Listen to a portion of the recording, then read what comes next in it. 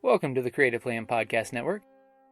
Join us as we share our favorite RPGs, one-shot games, tabletop games, reviews of items, and convention panels, and other exciting things that we run into from time to time. Sit back and enjoy the show.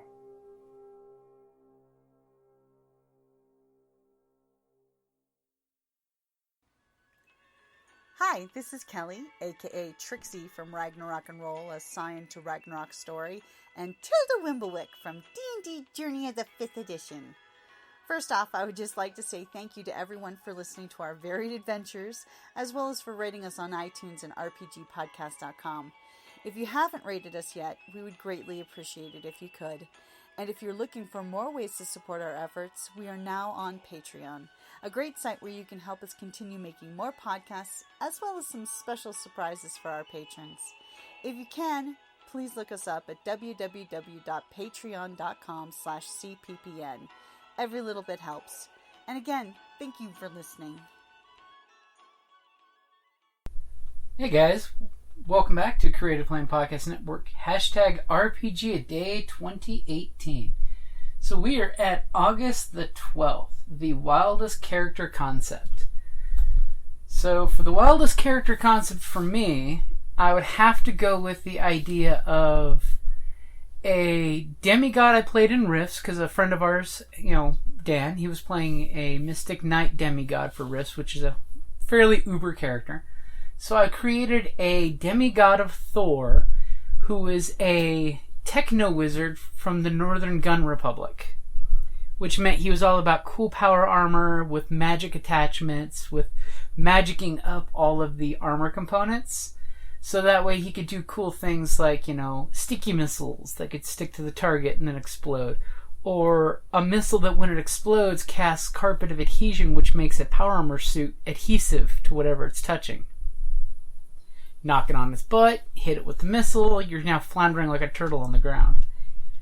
And that was one of the wildest concepts, because not only did the character not like his father Thor because he was raised by dwarves, but he constantly was doing the whole conniving scoundrel-esque angle of the constantly doing the undercutting business, the finding workarounds, He worked between the American and New German Republic quite often, with the transferring of illegal goods, and the mere fact that he looked like a human but was a supernatural creature, that came in really handy with dealing with other kingdoms. So I would definitely have to say that he was the wildest character I had, aside from Mdawan, but we've talked about him quite a bit. My D&D bard, who's also used to be as an NPC quite a few times. So I would definitely say he would be one of those ones that, even though he was the son of Thor, he acted more like Loki in causing trouble for our player groups, because he'd always have some kind of bargain or type of deal that Hondo from Clone Wars reminded me a lot of him, because I used to play him back in the 90s.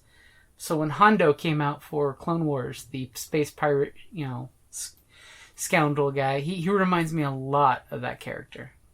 So definitely got to go with Jason Thorson, my demigod techno wizard from Rifts. Alrighty, guys. Talk to you tomorrow. Down in the depths of the mountain, we dwarves spend our time forging powerful weapons, mining precious gems and metals, and feasting like kings. But after a day of digging for the next Arkenstone, this dwarf likes to come home to a package full of loot. Dungeon Crate is a monthly subscription box service forged specifically for RPG and tabletop gamers.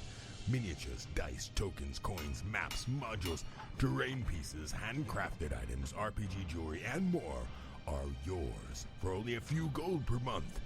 You even get a digital crate along with a physical one as an added bonus. So are you brave enough to reward yourself with a Dungeon Crate? By Morden's beard, I hope so. DungeonCrate.com. Let the adventure begin.